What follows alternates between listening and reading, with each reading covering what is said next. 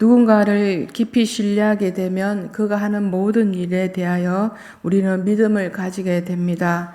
사람은 중요한 것을 선택할 때 자신이 가지고 있는 확신한 길을 따르기 마련입니다. 우리의 신앙도 마찬가지가 아닌가 합니다.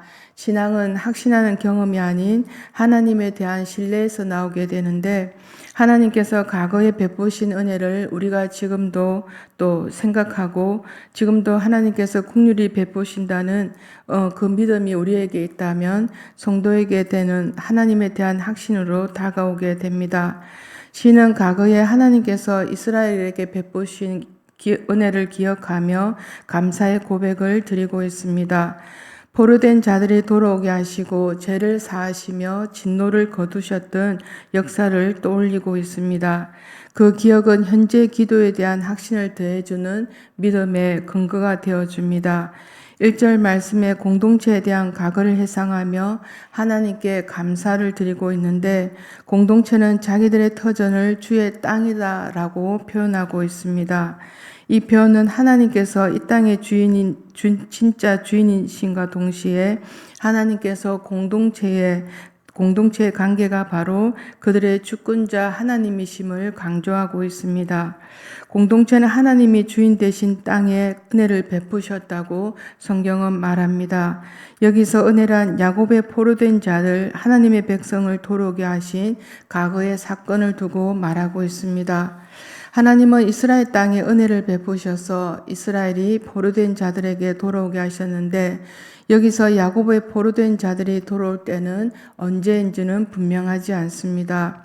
이스라엘과 유다 백성들은 많은 전쟁을 겪었고, 그때는 수십만 명의 사람들이 포로로 붙잡혀서 노예로 팔려가게 되었습니다. 그 중에 일부의 사람들이 돌아오는 것인데, 그 기쁨의 간격은 말로 표현할 수 없는 것입니다. 그런데 성경은 이들이 포로로 붙잡혀가게 된 것은 그들의 죄악 때문이라고 말합니다. 이스라엘 백성 전체가 하나님 말씀에 불성실하였고 우상을 따랐기 때문에 이들은 포로로 붙잡혀간 것입니다. 우리에게 남은 시간과 우리에게 남은 미래는 우리의 능력에 달려있지 않고, 남은 삶의 시간들은 하나님의 손에 달려 있습니다. 사람은 조금만 성공하게 되면 금세 자기 자신을 잊어버리게 됩니다. 자신이 구원받은 그때 구원을 통한 은혜를 우리가 많이 누리고 살았는데도 불구하고 그 시간들을 우리는 까맣게 잊어버리게 됩니다. 과거 구원받았던 경험은 고난 속에서 누렸던 은혜들, 그 시간들이 우리의 신앙을 흔들리지 않게 붙잡아주는 원동력이 되어줍니다. 본문에서 공동체는 과거 하나님께서 그들에게 베푸신 구원을 기억함으로써 하나님을 찬양하고 있습니다. 이를 근거로 하나님께서 구원을 요청하게 되는데, 무엇보다 이스라엘 백성들에게 출애굽의 과거의 사건은 사건으로만 남아있는 것이 아니라 미래에 대한 보증이기도 하였습니다. 그들은 그 기억을 토대로 고난 속에서 하나님께 간절히 매달렸습니다. 현대를 살아가는 우리에게도 동일합니다. 사람은 자기가 감당하지 못한 고난을 만나게 되면 쉽게 좌절합니다. 그러나 하나님을 믿는 사람들은 구원의 경험이 있기 때문에 고난에 대한 마음과 태도가 달라야 합니다. 하나님을 떠올리며 그 고난의 문제들을 하나님 앞으로 가지고 나가야 합니다. 하나님은 이러한 고난 속에서 고난만으로 끝나는 것이 아니라 하나님 앞에서 우리의 모습을 다시 보게 해주십니다. 다시 돌아보는 우리 자신, 그동안 믿음 생활 잘하고 있었다고 생각하였지만 고난을 통하여 믿음은 온데가 안 되었고 하나님 앞에서 무지하고 무능한 우리 자신을 다시 보게 합니다.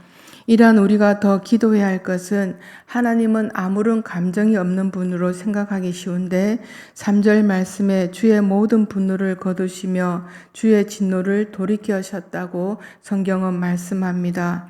여기서 주의 모든 분노는 하나님이 기쁨으로 복을 주시지 않는다는 것입니다. 그들이 세상의 좋은 것을 다 차지할지 몰라도 한없이 솟아나는 하나님의 축복은 받지 못하는 것입니다. 이 세상의 복은 갇혀있는 물과 같이 지금은 당장 풍성한 것 같지만 날씨가 더워지면 결국 말라붙어 보여지는 밑바닥 같은 것처럼 이 세상에서 없어질 복으로 만족해서는 안 됩니다. 영원히 목마르지 않는 축복의 생물이 어디서 주어지는 것을 우리가 알게 되면 우리는 이 세상의 복에 매이지 않게 됩니다. 이 세상에 주어지는 복, 우리의 영혼에 영원한 생수가 되어주지 않습니다. 사람은 끊임없이 세상의 복과 기쁨의 복에 매입니다. 아무리 채워도 채워지지 않는 것이 세상에서 주어지는 기쁨이 아닌가 합니다. 요즘 사람들은 자기 자신에게도 잘 만족하지 못합니다. 그래서 거울을 보면 여기도 고쳐야 하고 저기도 고치고 나면 마음이 건강해질 줄 알았는데 마음은 더 부패해지는 것은 무엇 때문일까요? 지켜내지 못한 우리의 마음으로 우리가 할 수 있는 것은 세상에서 주어지는 끊임없는 욕구와 욕심으로 우리의 마음이 돌아가고 있습니다. 특히 믿음 생활하고 있는 우리 모두의 마음은 하나님으로부터 주어지는 평안과 안식을 누려야 합니다. 세상이 줄 수 없는 하늘의 기쁨이 내 안에 흘러놓을 때 우리의 영혼은 우리의 삶의 모든 시간에 의미를 담아내게 됩니다. 의미를 담아내지 못한 삶, 더 이상 지탱할 힘이 없게 됩니다. 누군가가 질문하기를 지금 하는 일이 재미있냐고, 재미가 없을 때는 그러면 어떻게 되어질까요? 은혜로 일을 하냐고 질문을 합니다. 그러면 은혜는 늘 있는 것이 아니기에 없을 때는 그러면 어떻게 되어질까요? 우리는 이 아침을 맞이하였습니다. 어제 저녁 똑같이 눈을 감았지만 어떤 이들은 이 아침을 맞이하지 못한 일도 있고 영원히 잠들 수도 있었습니다. 그러나 우리는 이 아침에 눈을 뜨고 두 발로 이 아침을 시작하였습니다. 의미 있는 인생의 시간이 우리 모두에게 흘러가고 있는 것입니다. 스넬 피쉬라는 물고기가 있는데 지금까지 밝혀진 어종 중에 가장 깊은 해저 약 8,000m에서 살고 있다고 합니다. 최첨단 과학 기술이 동원된 심해 잠수함도 수압 때문에 해저 6,500m 밖에 내려가지 못한다고 합니다. 해저 8,000m 깊이에서는 1평방미터를 자그마치 8,000톤이나 되는 압력이 짓누른다고 합니다. 강철 잠수함도 들리고 쭈그러뜨리는 엄청난 압력 속에서 어딘가가 스치기만 해도 내장이 터져 나올 것 같은 그 얇은 피부를 가진 스넬 피쉬라는 고기는 유유히 살아간다는 것은 놀라운 일이라고 합니다. 그러한 일들이 어떻게 가능할까입니다. 과학자들이 아무리 설명해도 해답은 찾지 못하는데 그 물고기 안에 예부에 대한 압력을 이겨낼 수 있는 내부적 저항력이 있기 때문이라고 합니다. 우리를 약하게 만드는 가시가 있습니다. 때로는 질병으로, 경제적인 압박으로, 지워지지 않는 마음의 상처로 약해질 때가 있습니다. 그러나 그러한 일들을 통해 우리가 약해졌을 때 하나님은 그것들을 통해 큰 능력과 어떠한 상황에서도 절망하지 않고 다시 일어설 수 있는 힘을 주시는 분이십니다. 하나님은 고난을 통해 우리를 망하게 하시는 분이 아니라 도리어 강하게 하고 담대하게 해서 세상을 헤쳐나갈 수 있도록 해주시는 분이십니다. 우리 8절 말씀을 다시 한번 같이 읽어보겠습니다. 시작. 내가 하나님께 하신 말씀을 들으리니 무릇 그의 백성 그의 성도들에게 합평한 말씀을 하실 것이라. 그들은 다시 어리석은대로 돌아가지 말지로다. 아멘.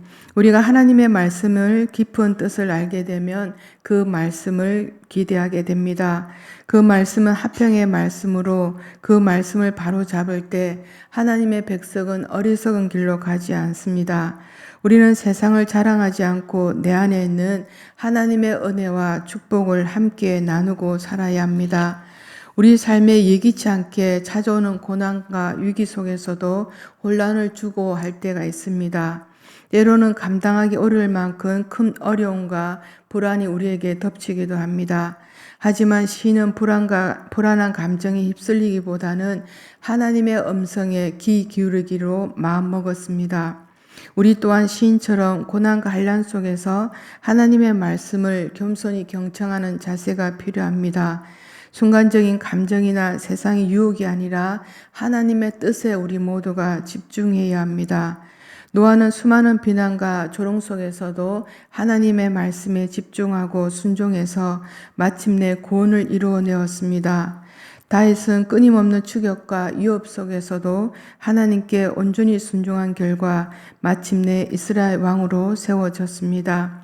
이들의 삶은 고난을 이겨낼 명확한 해답이 바로 하나님의 말씀에 있음을 보여주고 있습니다. 인애와 진리가 같이 만나고 의와 화평이 서로 입맞췄다고 본문에서 말씀하시는데, 인애와 진리는 세상에서 가장 만나기 어려운 것입니다. 인애는 부족하고 잘못한 것을 덮어주는 것이고, 진리는 옳고 그른 것을 따지는 것입니다. 의는 잘못된 것을 처벌하고 책망하는 것이나, 그러나 화평은 서로 화해하며 또 용서하는 것입니다. 시인은 의와 화평이 서로 입을 맞추었다고 말하고 있는데, 입을 맞춘다는 것은 적대감이 완전히 제거된 상태, 곧 평강의 상태를 말하고 있습니다. 바울은 초대교회 성도들을 향해서 이러한 입맞춤으로 서로 무난할 것을 말하고 있는데, 그렇다면 어떻게 인애와 진리가 만나고 의와 화평이 서로 입을 맞췄다고 말하고 있을까요? 이는 인간에게 불가능한 일이지만 하나님께는 가능한 일입니다. 하나님 안에서 상반되는 듯한 속성들로 완벽한 조화를 이루어내고 있습니다.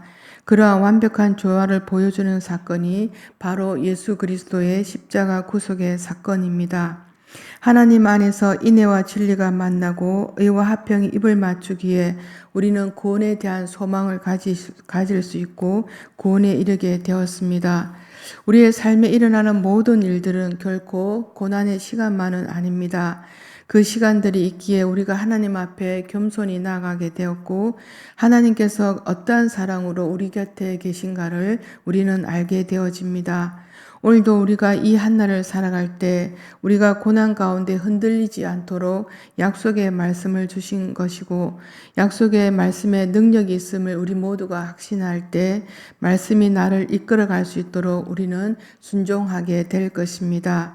삶 속에서 함께 하시는 하나님을 믿음으로 바라보시고, 오늘도 약속의 말씀을 믿고 우리 모두가 승리하는 이 한날이 되시기를 간절히 축원드립니다.